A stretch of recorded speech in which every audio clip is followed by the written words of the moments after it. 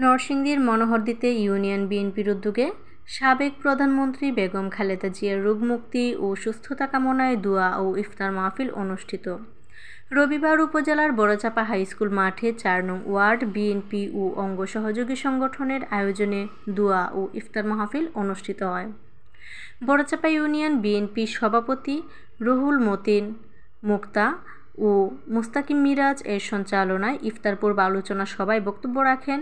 Borochapa union বিএনপির সাধারণ সম্পাদক ও সাবেক চেয়ারম্যান গুলজার হোসেন গুলশান, খাদ্য পরিদর্শক সারোয়ার হোসেন কানন, ইউনিয়ন বিএনপির সাংগঠনিক সম্পাদক শামীম আহমেদ প্রধান, ইউনিয়ন যুবদলের সভাপতি ফারুক হোসেন, উপজেলা বিএনপির যুগ্ম আহ্বায়ক অধ্যাপক কামাল হোসেন, উপজেলা যুবদলের সিনিয়র সদস্য আজমল হোসেন তুষার,